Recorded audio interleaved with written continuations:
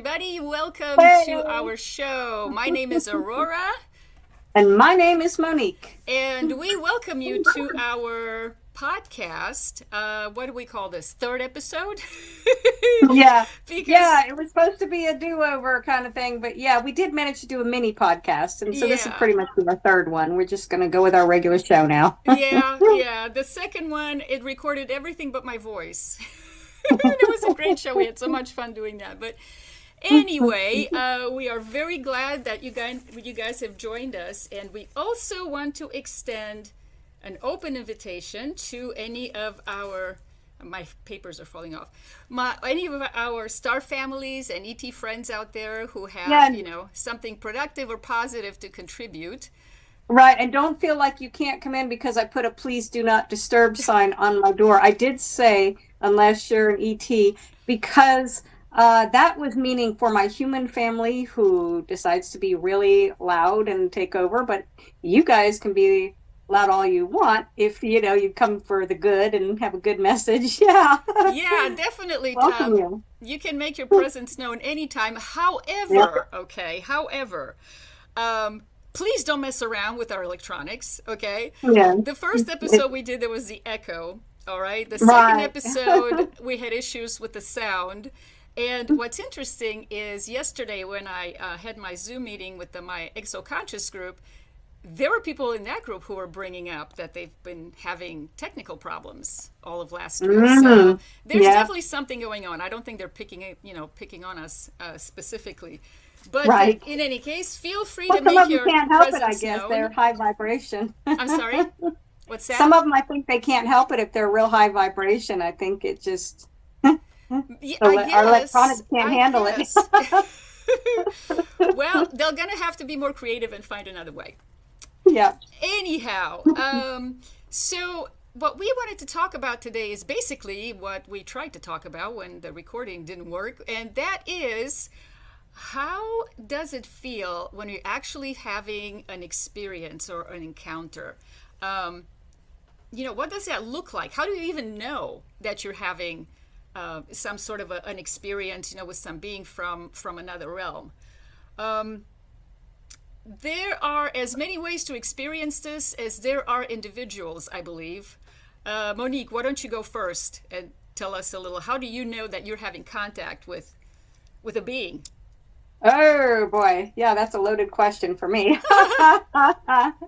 Considering that I've had experiences my entire life since I was practically in diapers. For me, the funny thing is, a lot of mine tends to be more after I've had a sleep paralysis, or even during my sleep paralysis. What is I've that seen exactly? Sleep paralysis. What is that? what it is you're basically, you wake up, but you can't open your eyes. You can't Oh, move, wow. and it's weird because it's like for me, I can see my room, but I see other things in my room. It's almost like it's a blending of dimensions or But your eyes are something. closed? My eyes are closed, but I can Oh, see wow. everything. Wow. So, uh, you know, I have been able to open my eyes, and but that's about all I can do is Oh, open wow. them. And I hate it because you literally feel like you're pinned down, Mm. and I don't like that feeling at all. And then the weird thing is a lot of people, when they have these and that, they have more like the typical things. They have the hat man, the witch, or whatever it was that they say. It did the typical things. Every time I have them, the only things I've seen is ETs. I usually will have right next to my bed a taller, a gray, a Uh-huh. tall gray, and a shorter gray, and they'll be right next to me.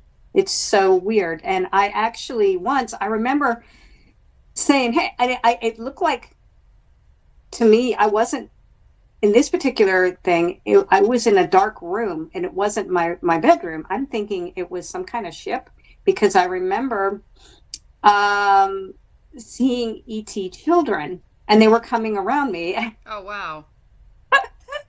And Wow. I can't help but when that happened, I noticed that they were ETs, but they also looked like me. They looked like my eye, like I could see a little with their eyes and stuff, look like more like me. And I was like, Interesting. and Hybrid I remember, children, perhaps. yeah, and I was calling out to them. It was hard for me to call out, but it's something I learned um, because I've had these sleep paralysis things so often um, that I've learned how to call out. To that's the one thing I've been able to train my brain or whatever to do, and that is Mm. not an easy skill. Oh, I That is bet. not an easy skill, and learned how to call out. Now my words might sound funny in that, but I was like, "Hey, can you do something here?" I was shouting to them, and they were just looking at me, just staring, Huh. and I remember that so clearly. But then the wild part is after I've had these paralysis episodes the lights or electronics. I even recorded, I was staying at a friend's home and she had, I was pet sitting for her. And she has a E system or it's something like that. It's to do Mm-hmm. for like therapy healing. Yeah. And it's like vibrational codes or whatever and Mm-hmm. that frequencies and she has like it has like three screens and these machines, right? And twice after having a sleep paralysis, I messed them up. Oh, boy. Oh, my gosh. And the one time it actually also fried it not only fried the machine, which she had to have sent off to be repaired, it fried the internet line. It had, and there was no storms or nothing. Oh, wow. Um, But I so mean, she had to, you set off car alarms in the parking lot, so. yeah. Yeah, when I was at Sam's Club of all places, and I was already, nervous because I didn't have I my the friend who I was house sitting for, she's, let me use her vehicle to go because I said, "Look, I have to go to Sam's Club because I had the gastric bypass surgery and Mm, I have to have shakes. I have to have 80 grams of protein a day. okay. That's because your body doesn't absorb the same way. So I was like, okay, I have to go out and get these shakes. So I went and got it. I went to go get them. But when I got out of the vehicle, not only did I set the vehicle off on her vehicle, and I was trying to shut it off, and every time I would shut it off, it would come back on again, and I was getting really frustrated. When I walked down the aisle, every car Oh, alarm my gosh. started going off. I had had a sleep paralysis earlier that night, and then it's like Huh. here it was the next Interesting. day. Yeah, So something maybe gets activated or something when they come and see you. something. I have lights act funny after I have them. They'll flicker, or or they'll come on. It's Yeah, just crazy. Or I've seen people's car lights come on when I walk past them after I've had one of those episodes. that is And there'll be nobody in the crazy. car and Right. nobody around the car. It's not like, you know what I'm saying? Yeah, yeah, yeah. So, Unexplainable. That is so weird. Yeah, I don't have anywhere near the clear experiences that you just described. For me, it's more like during the day, for example, I'll just get the feeling that there's somebody around. oh yeah. And I'm by myself, but it just feels like there's somebody in the room. And And there is. right, but at first it's like, am I making it up? I'm not really Yeah. sure, or I will get like these ideas out of the blue that have absolutely nothing to do with whatever it is that I'm doing. And Right. so, whenever that happens, it's not super clear. So, I always doubt myself. It's like, am I making it up? Am I just imagining I things? do that too, but Because it's not super clear. But I've decided at one point, I decided I was just going to go with it and just say, for you know you. what, it feels like there's somebody here. I'm just going to go with it. Somebody is here. And what ended up happening over time is it started to become more clear. Yep. That's So how it happens. yeah, yeah, and I mean, in the privacy of my own mind, does it really matter whether or not, somebody really is here? If I'm going with it and I'm not, claiming it to get up on my soapbox and say, oh, I have had ETs in my room, you better believe me. I just keep it to myself. And it's interesting to see how that, basically just develops into something that feels increasingly more and more real. Right. So I suspect that there are a lot of people out there who are having experiences and they don't believe that they're having experiences because, we've been conditioned to dismiss that intuitive sense as nonsense. Yep. So, when we're not sure whether or not something is real, we have a tendency to dismiss it. And another thing that I've noticed is,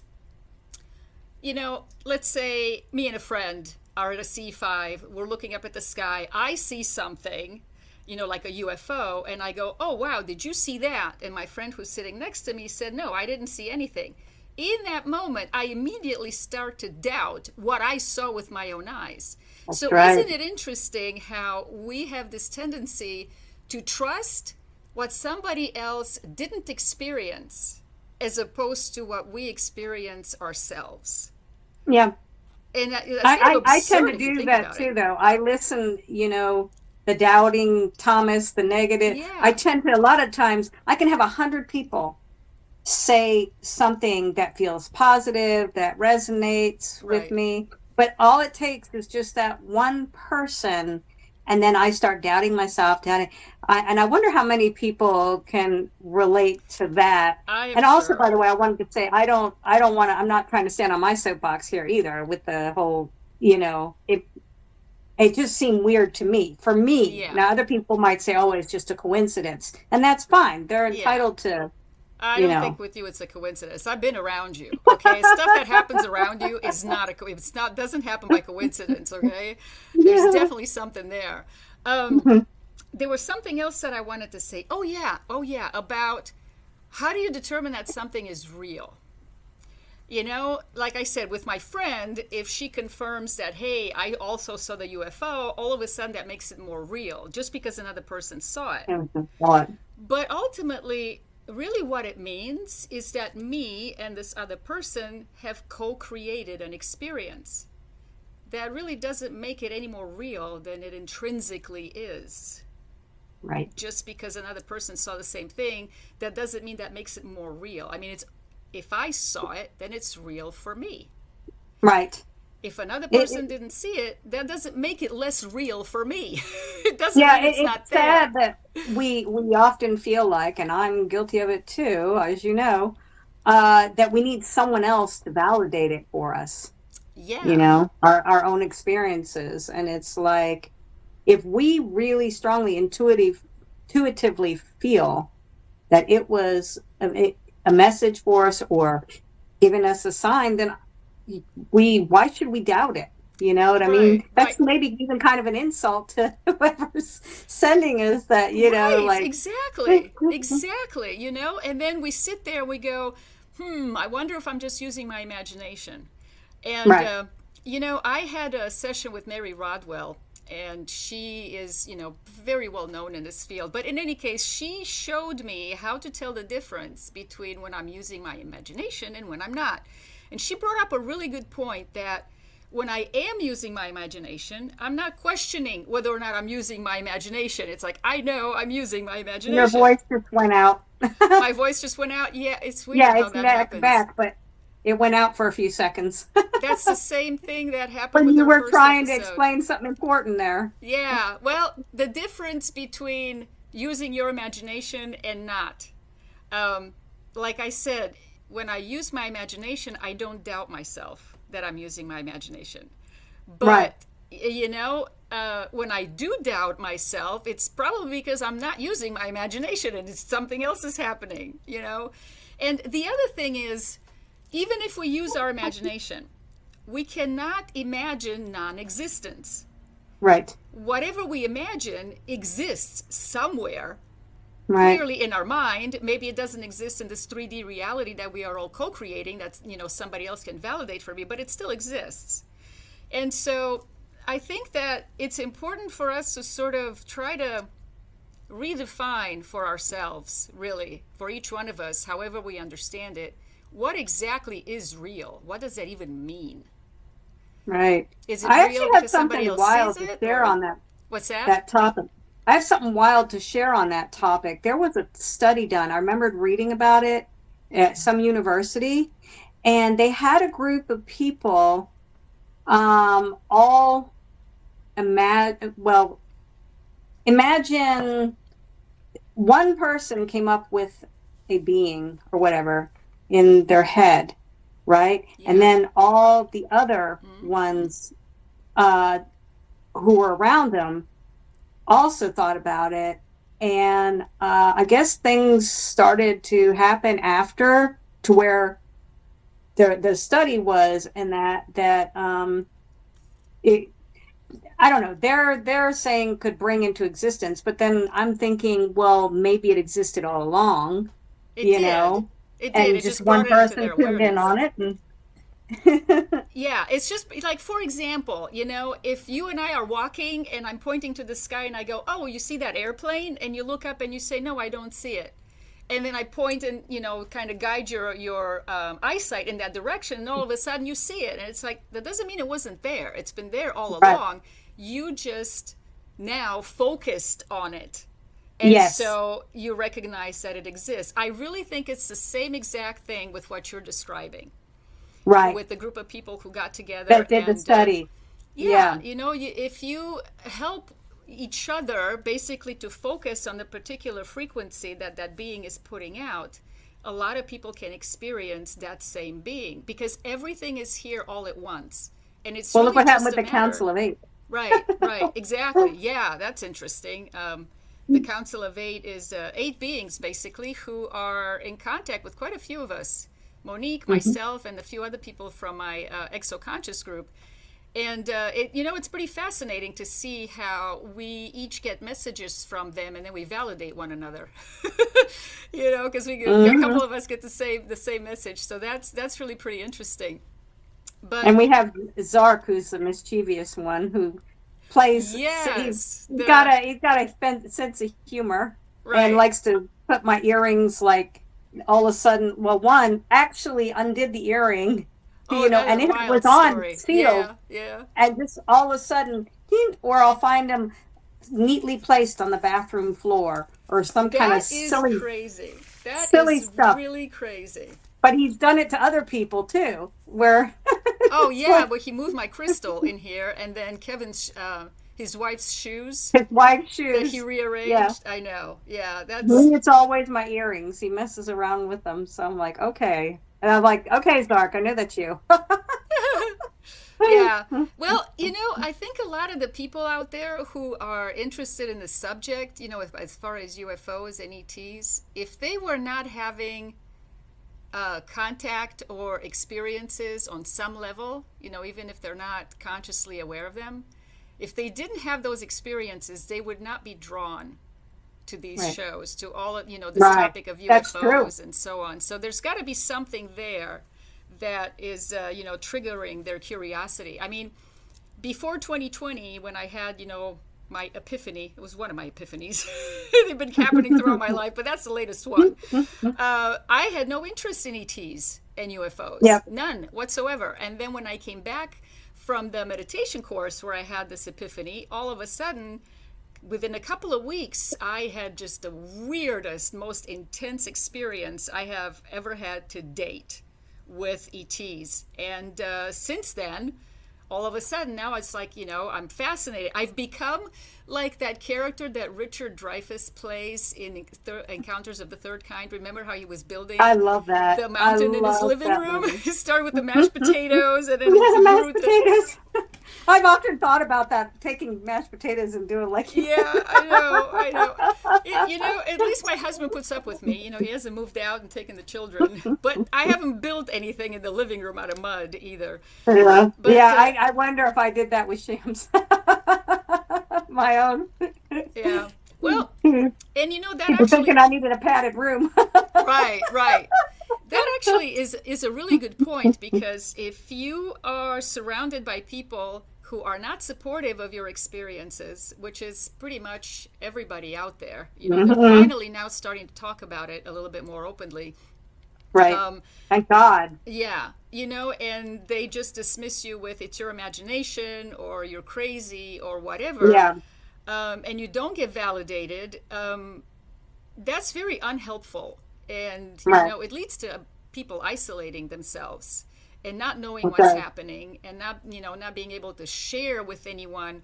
Because what I found is when I started talking about the things that I was experiencing, a lot of people started saying, oh, yeah, I know exactly what you're talking about. The same thing happened to me.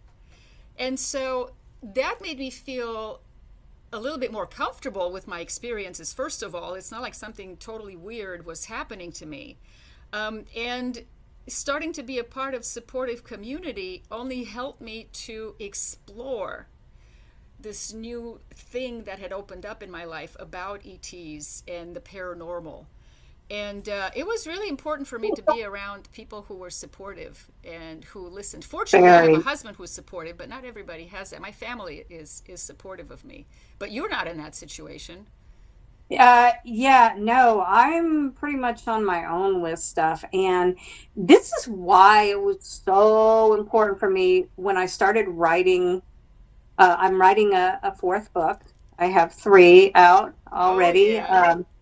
And this fourth book, though, is actually unlike the other three, which were based on uh, true events, some true events and that, and some was downloads, but I put it as fiction. This is actually, this book that I'm writing now is based on my actual life and experiences. Oh, and it's But awesome. I can't wait till you put that out for everybody to read. It is so cool and inspiring and just wild, some of the stuff that you experienced. I mean, just like out of this world, literally, literally. it felt that way, I'll tell you. And when you're a growing up weird, I like to call it, growing up as the weird kid, Yeah, that yeah. was me. And some of my experiences were really terrifying, but I Mm-hmm. couldn't share them because, you know, when I did try to say anything, I got laughed at in my within, you know, my own family, unfortunately. Yeah, that's They sad. just blew it off, and so I had to basically keep it to myself. But gosh, I was, you know, getting bullied at school, getting then I couldn't say anything at home, then getting bullied at night, and you feel I had experiences where I woke up in a cold sweat, Oh, wow. and I'd be like, sometimes I'd be running a fever after. Oh, my I would goodness. be sick. I would, you know, like I'd have to stay home from school because, and I hated that because I didn't want to be, I didn't, you know, to rest. I don't want to rest because I don't want to see what I saw, What did you you see? I know. mean, can you like Oh explain just a little bit? gosh. When it first, um, in my childhood years, I would see these hooded figures without faces, and Jeez. that, and it was terrifying because I would hear because it felt it wasn't just, you know, they were like, well, but you couldn't see their faces. Let me tell you though, that energy, that Mm. feel that they give off this, it's a very terrifying feeling, and they would say, "Join us, join us," Oh, and that is creepy. yeah, and they didn't mean join us because they, you know, like we're going to kill you kind of thing, but Mm. join us like they wanted me to turn bad. And I would Oh. adamantly, you know, with all my might, and I'm talking back when I was 5 years old, 6 years old, and I would Whoa. say with a strong voice, no, I won't. And because I always have, luckily, my family raised us with a strong, you know, spiritual Right. um, background in that. So I firmly believed that no matter what, still I had the feeling because I'm just sensitive, I guess, but Yeah. I could feel and like I could see impressions of my guardians and stuff there Okay. and protecting me, and I that helped. Oh, I'm That helped a sure. great bit. But when I got older, is when it got really freaky, when I got into my teen years and that, because then I started to have things where I was seeing physical manifestations. So it wasn't just dreams So anymore. right, right. Holy cow. Yeah. Wow. So, and this is why it's so important to talk about it. We're not telling any of this to scare anybody or nothing like that. I mean, my Yeah. gosh, I Yeah. went through it, and I'm fine. Now I'm just like, it's the norm. I mean, luckily, I don't have those experiences anymore. Mm, Um, thank goodness. But even if I have a whole different attitude now. yeah. I have my trusty sage, and I just know that I'm sensitive, so like I'm like, you know this is uh a I am a person of light. This is a dwelling of Mm, light, and that, and anybody who's on my lower than my own frequency, or that, you have to go. You yeah. have to go. And I'll say, and I'll call out for Archangel Michael or whoever, and Yeah. so I don't get it like I used to now. And finally, I have a lot more of the light positive things. And Oh, then that is so awesome. the ET things are separate. Mm, What I was dealing with was not ETs. right, right. So I want to make that clear, because somebody who I talked with was trying to insist it was, oh, you're dealing with reptilians. And I'm like, no, there's all different Mm, kinds of, and that's, I never felt that it was reptilians, yeah. and then you have good and bad in every race. So you even with reptilians, because there's such a, you know, dark. Yeah, yeah, there's some species that are, they're getting kind of a bad rap, and, it's good And to remember that you got good and bad individuals, and, no matter what yeah, it's race. human beings and So, everything. You have good people and bad yeah, people. I mean, it's everything. So there's light and dark. exactly. Yeah. I don't have the paranormal experiences that you had. When I was a child, I don't remember anything specific, but I do remember feeling like I was constantly watched, and I was afraid to fall asleep. I would cover myself with the blankets, and I would put my back towards the wall so that nobody could sneak up on me. Now, why would I feel that way? I have no idea, because I don't remember being taken by ETs or anything like that. In fact, the only really vivid experience that I had was the one that I was mentioning earlier about when I came back in 2020 from my meditation retreat. And like you said earlier about how, reality, like you were in your bedroom when you were having the sleep paralysis with your eyes closed. Well, I had Right. that same experience with the two realities overlapping, but I had my eyes open and Oh I yeah. couldn't move. And so this Wow. was really, oh my gosh, it was the scariest thing I think that I have ever experienced. However, I want them to come back now. But what Yeah. happened was, it's like I'm lying in bed, my husband is already snoring, okay, and I'm just trying to meditate, because that's what I do before I fall asleep. I try to meditate. And then all of a sudden, with my eyes closed, I'm seeing in my mind's eye, as I'm lying down on my bed in my room, this other reality sort of beginning to appear right on top of it. Like you said, with your eyes closed, you could see your room and you could see this other reality. And there were three little grays. They felt very robotic and very mechanical. And Hmm. it was so bizarre, I couldn't feel them at all. It's like they had no emotions, they were very task oriented. I had never experienced anything like that. Usually, when I interact with another being, they feel like something. I pick up, there's something there. Right. There was Right. nothing there. They had no facial expression, and I got the sense that no matter what I was going to say, it would not have mattered. They were going to do what they were going to do anyway. And they had these instruments that were poking me everywhere. It didn't hurt, but I could feel the pressure. You know how when you go to the dentist and they numb you up, but you could still feel them moving around? It was like that. So it wasn't painful. And then what really freaked me out, though, was this other taller gray that you just mentioned, interestingly Oh enough, yeah. who looked exactly like these little guys, but on a much taller scale. Yeah, this is And a tall one. Hmm. yeah, he was over on my right side. and leaning over me with these humongous eyes. And he was communicating telepathically very clearly, we're not trying to hurt you, just relax. Well, once I saw this guy. How do you relax? Oh, I know. my gosh.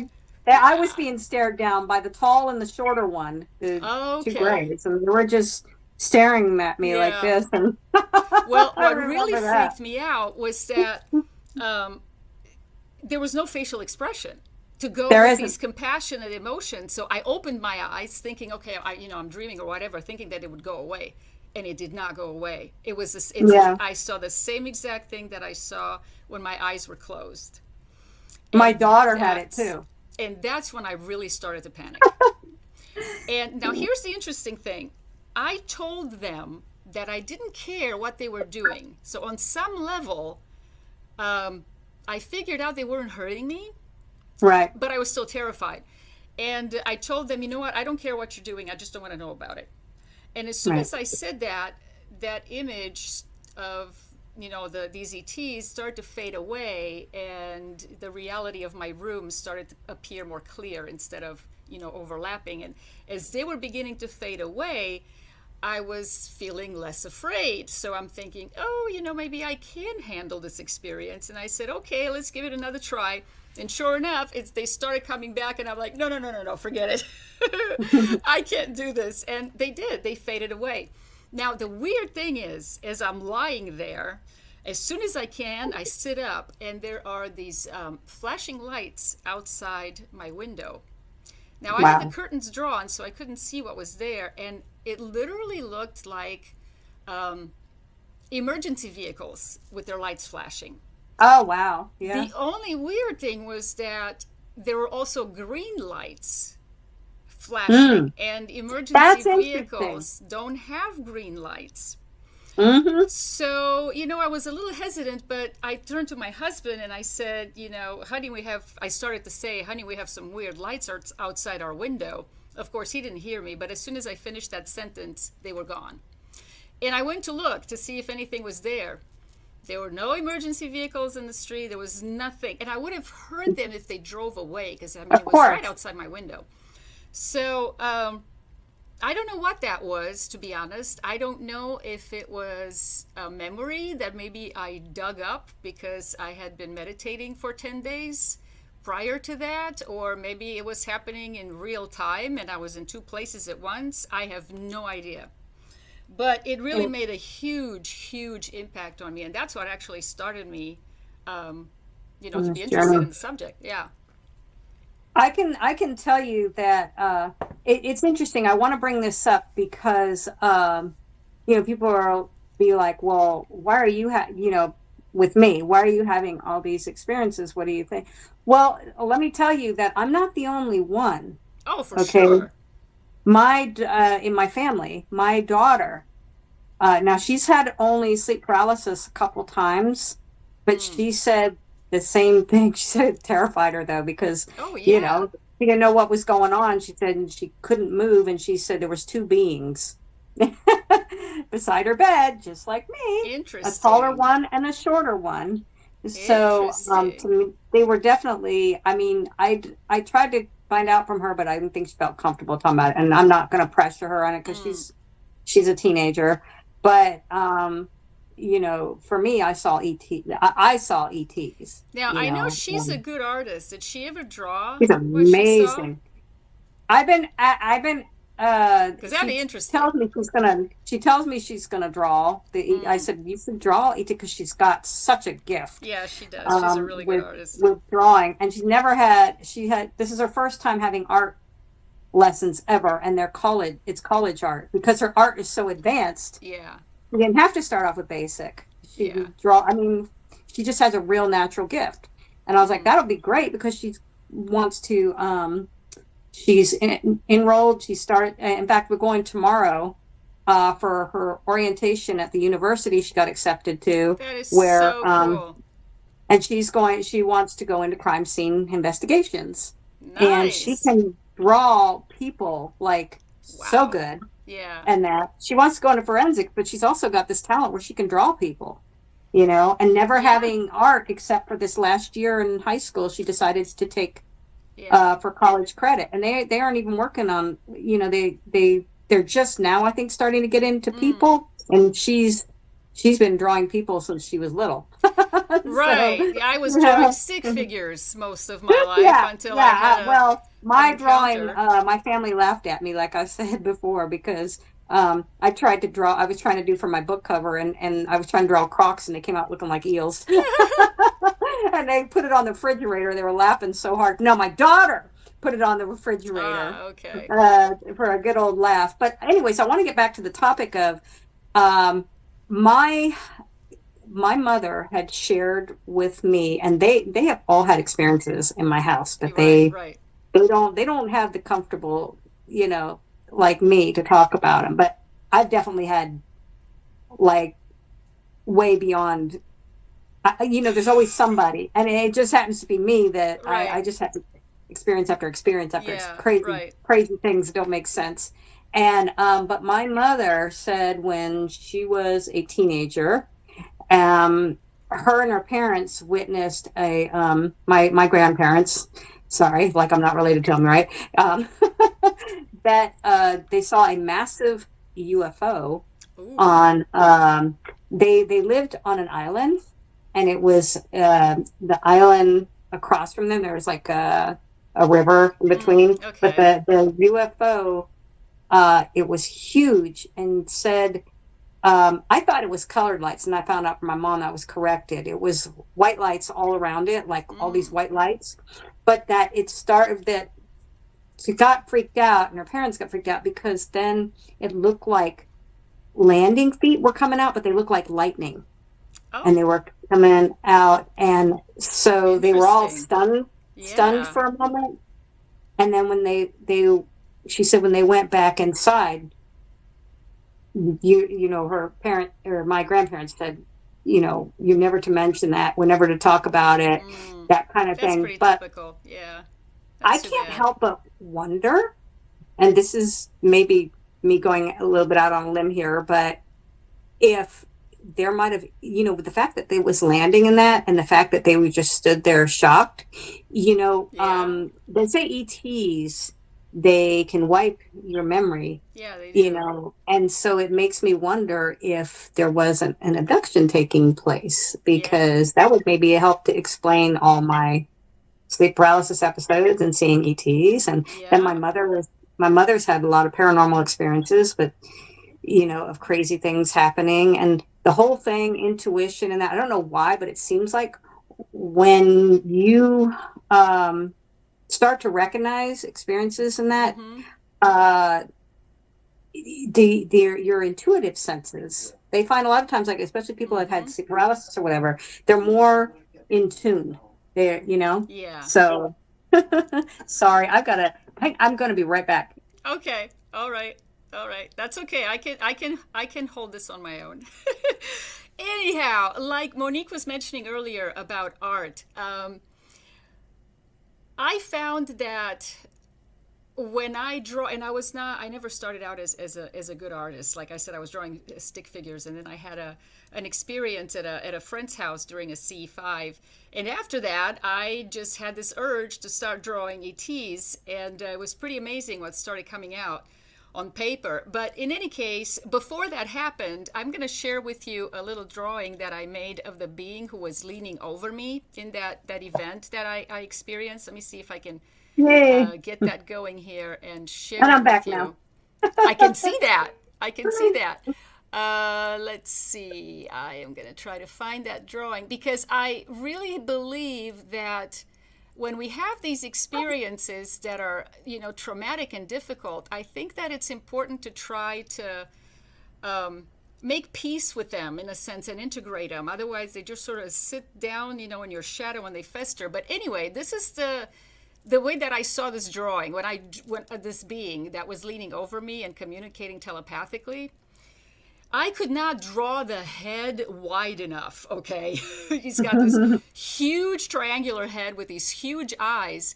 And what was weird is the way that he had his hands folded when he was leaning over me. That was really bizarre. And I really didn't know anything much about ETs at that time. This was like the first thing that I remembered. And this is what I drew.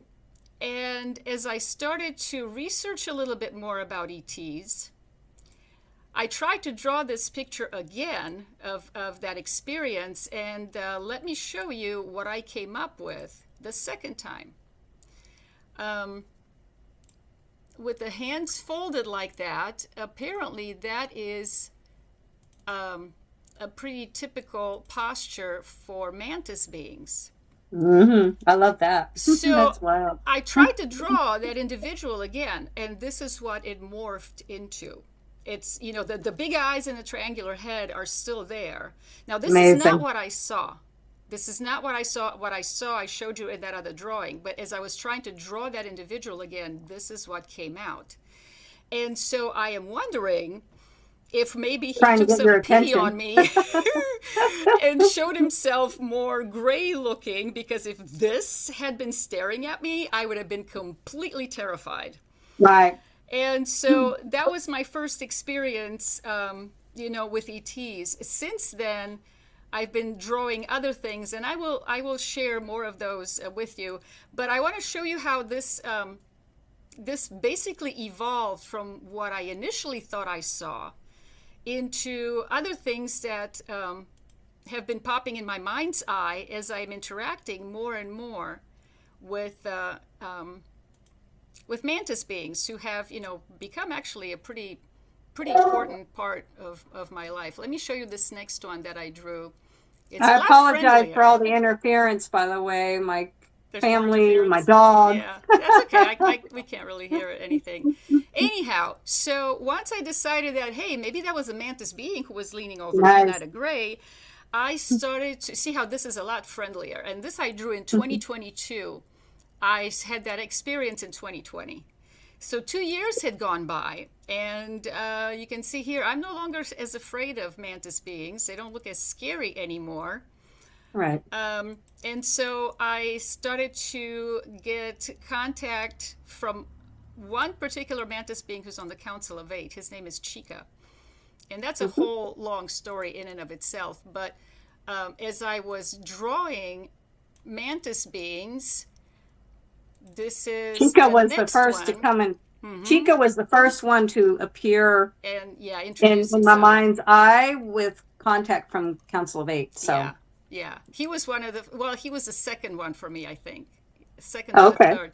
But anyway, this is a sketch that I made of him, and I think it's 2024.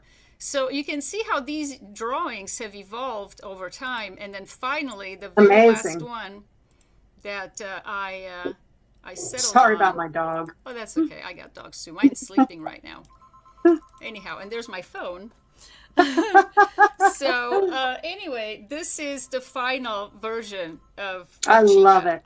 I just think it's amazing. Yeah, but what the point I guess that I'm trying to make is that when we have experiences and we're absolutely terrified or we try to avoid them, drawing them, I think, really helps us to process them a little bit. And not only that, as I was drawing this being over and over and over again, I began to feel more of a connection with this being, and it was not in a scary way. It was, we became friends.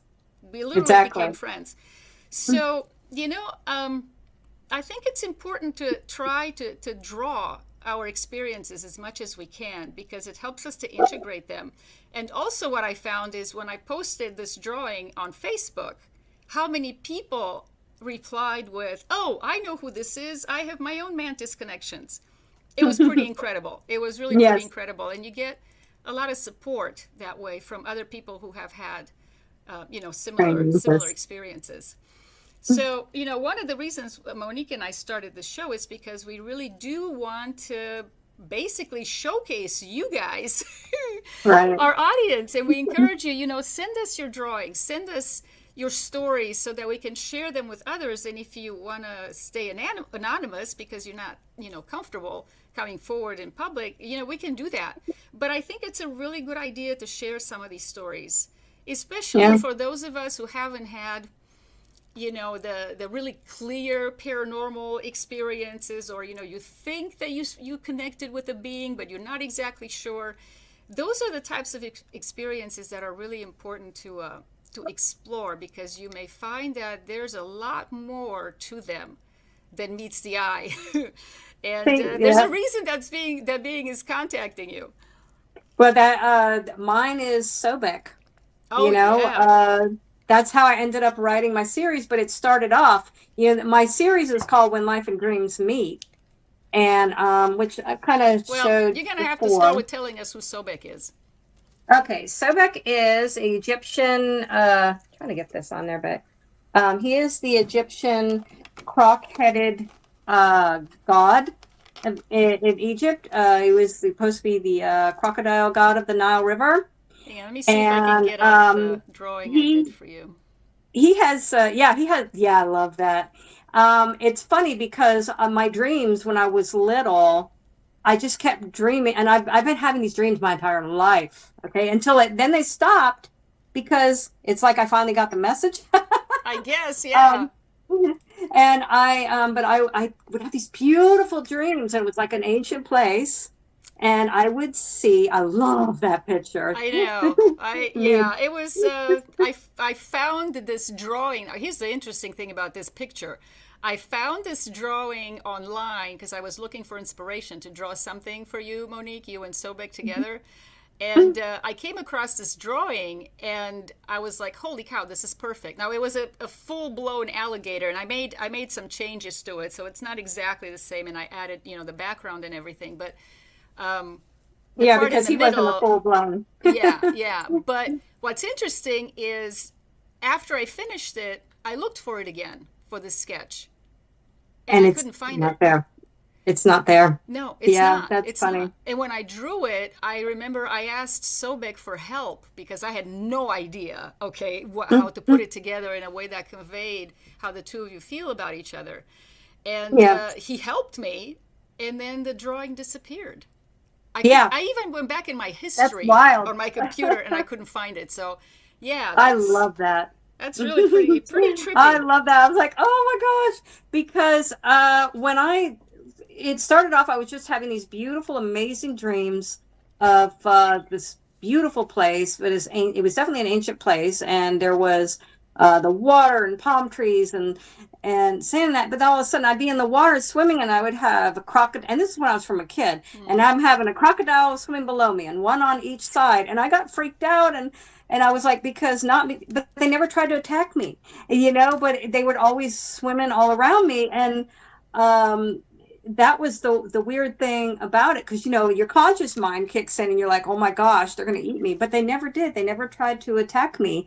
And then the dreams later, when I got to Egypt and everything, because I met my Egyptian husband through kind of a fluke. I met him through a mutual friend, and it was weird because years prior I had been at a meditation, and I saw in my mind's eye, all of a sudden I was seeing hieroglyphics and a pyramid popping up. I had no idea I was going to end up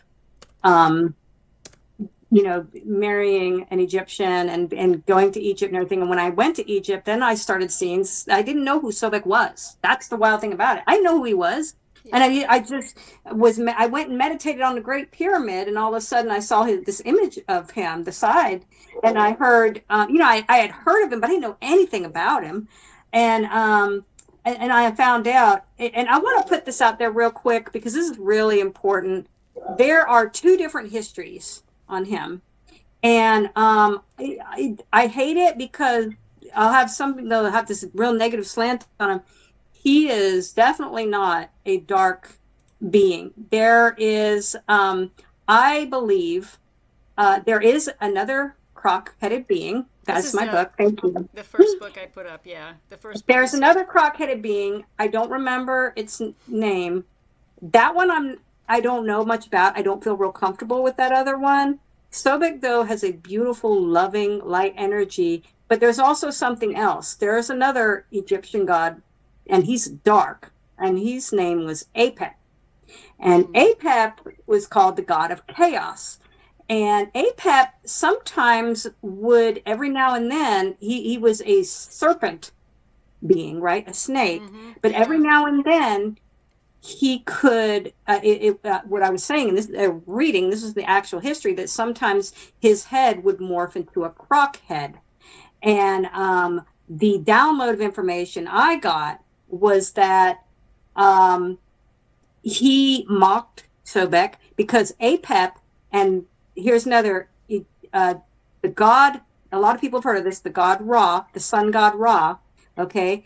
Apep and Ra were enemies and were always battling. And Sobek was very close with Ra. And so that started to make sense to me, that as to why there was this whole, because I was like, it was contradicting. I was like, you have this one thing about Sobek saying what a beautiful, that he loved humanity, he loved people, he loved the humans. He was actually known to be one of the nicest gods with the people and that. And then you have this whole other side trying to, and I was like, he was just, arrogant, blah, blah, blah, blah, blah. And it just didn't, I know for myself and all my experiences in that it didn't resonate with me at all. And then I got this download of information that he was being impersonated by Apep. And that would make sense because Apep and Ra were enemies and Sobek was real close with them. Yeah, and I can second what you're saying about Sobek, because I mean, he, of all the beings that, I feel like I'm connecting with, he is the one that I can feel the most clear. And yes, he does have a very energizing and loving and very exciting energy about him. In spite of the fact that, like this... people think with a croc head, they're like, oh, he looks... Yeah, but he's really gentle and very tender. And actually, I consider him a very good friend. He is. Yeah. He's just such a beautiful soul. And I actually got contacted when I was writing these books. I had somebody all the way from Indonesia out of nowhere contact me and said, I want to make sure you're not painting him, because this person was very adamant and got pissed off about people saying negative things about him. He said, he is not a dark being. He said, now he looks the way he does because this is what this person had to say.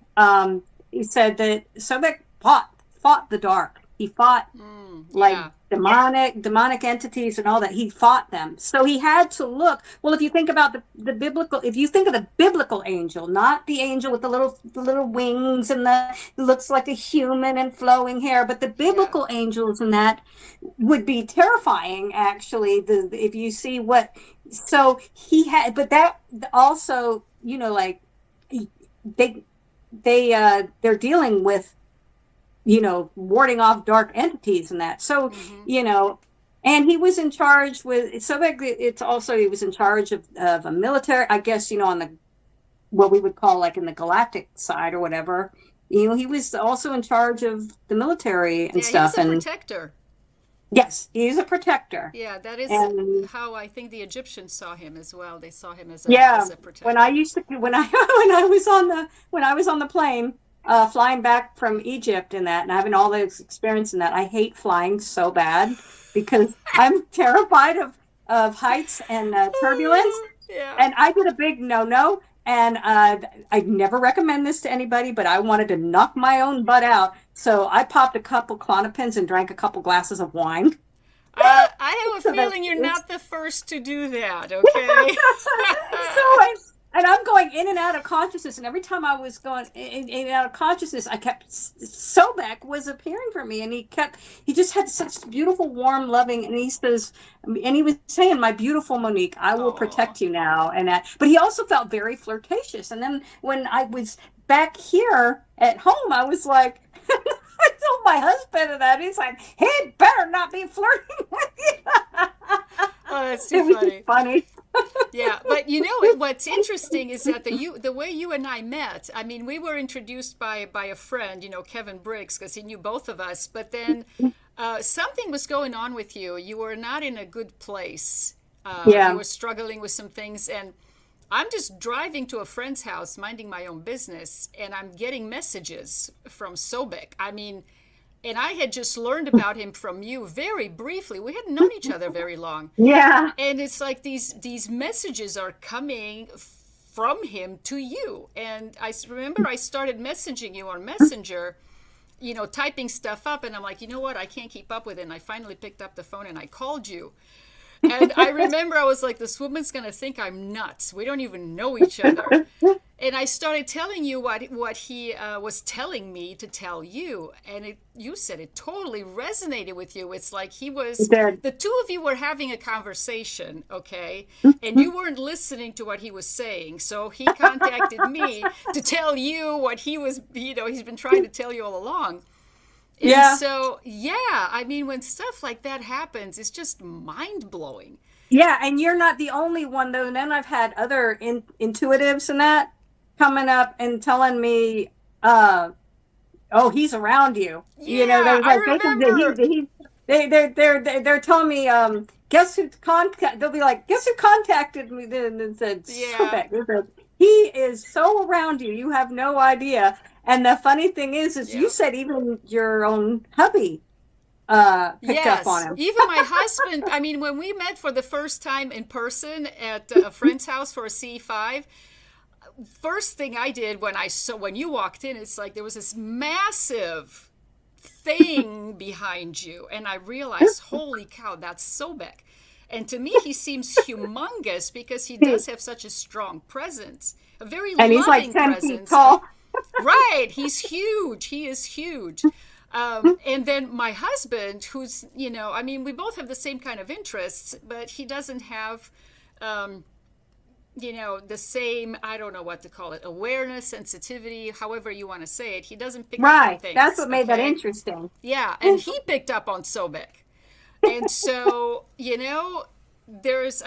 me, it's undeniable that he is real, okay? He is just, in a different dimension, just slightly off from where we are, but he's close enough where I can feel him. And that's pretty fascinating, I think, to be able to bounce off of you. And you said that whenever I get up, he follows. Yes, he's always around you, always around you.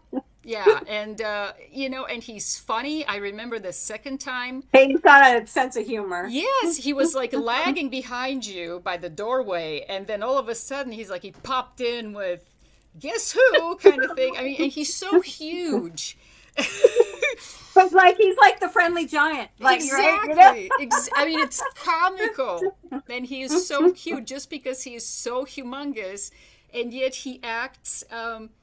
like he's, he is the sweetest and just the most adorable. He's a really, really good friend. That's how I think of him. Yeah. And so, I enjoyed that drawing that I made of him that I had up here a little while ago. I love that. I have to say that I really, really enjoyed drawing him. And you put the cat in there. Yes, the cat. That's right. He insisted on it. He insisted on it. I mean, I really have to say that he really did have a lot of input to make for this drawing because he knew that I was, hang on, I'm trying to bring up that picture again. Hang on a second. He knew I was drawing this for you, and you didn't really know me that well. I didn't. I really didn't. The colors that I picked, with the orange, that was a big deal for him. And because I never told you any of that. And then there's the book right here. That's for the 3 books that you wrote about Egypt and about him. And then there's the cat that was in your books. And then that cat's really important to him. It really is. Well, I put a cat in the story. But I called it, I don't know why I called it Aurora. Because my cat, I don't normally name cats like a person name. Yeah, right. My cat who kind of inspired me with that story, his name is Stinkerdoodle. Right, yeah. Because he could be a little stinker. But for some reason, I kept hearing the name Aurora, Atura, not Artura, not the Latin name, but Aurora, Atura. And I kept feeling this for the cat. And I was like, okay. So I put it in. Yeah, it'd be interesting to look that up and see what it means. But, I drew this net all around, and when I looked it up, when I looked into Sobek a little more, he was actually considered the protector of fishermen with the net. Okay, so and I hate fish.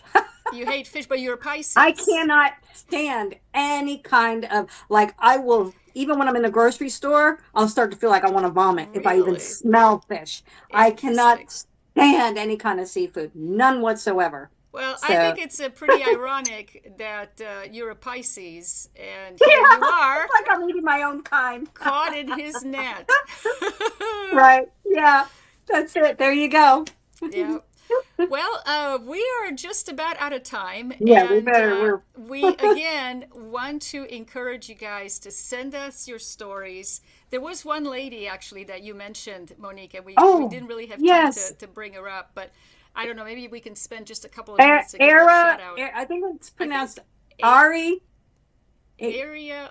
It's hard to pronounce because she's Aria Lou, her name is. And she has incredible, she sent me some information. I'm sorry, we got so talkative here. Yeah, you are so right. And she sent me some stuff on her life, and she's written 4 books. I thought she's written 4 books. And it's just mind blowing, her information and the stuff she's had with ETs and the whole 9 yards. So saying hello to you, Ari, or I'm sorry, I don't know how to pronounce it. Lou. Well, she's from Ari Lou. What country is she from? I'm trying to think. Slovakia. That's right. Slovakia. And she did the same thing that you did. She wrote her books as fiction, but they were actually based in a lot of her own experiences. And I'm not sure, I don't know if her books are translated in English, but in any case, it's interesting that now there are 2 of you, if you think about it.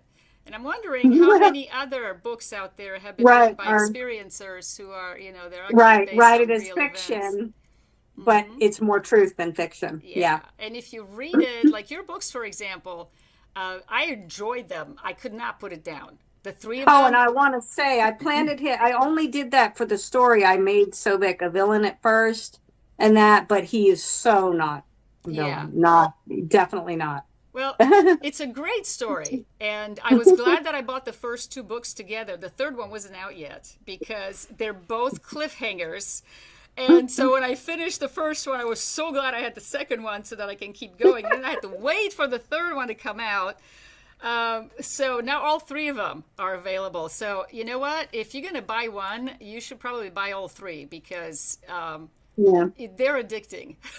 And I don't keep, I want to say I don't keep him as a villain. Okay, maybe that's, I'm not trying to give too much information, but it made for a good story. And I think if you read it with that in mind, that it is based on actual events, it just gives the negative. Right. The negative. Yeah, it just gives it kind of a whole other dimensional depth to it, and it's fun. It's really fascinating. I recommend it. It's a great story. Thank you. Great story. Thanks for the plug. All right. Well, we are going to wrap it up here, and again, we have Monique. I think you were going to put in the description our email. Yes, I will when address. I post it. Yeah, it's. What is it? Third Eye Sister Souls at gmail.com.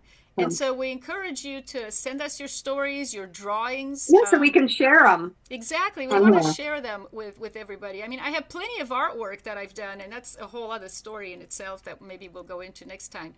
But what I found most of all is that the drawings that I've put out, other people could relate to them.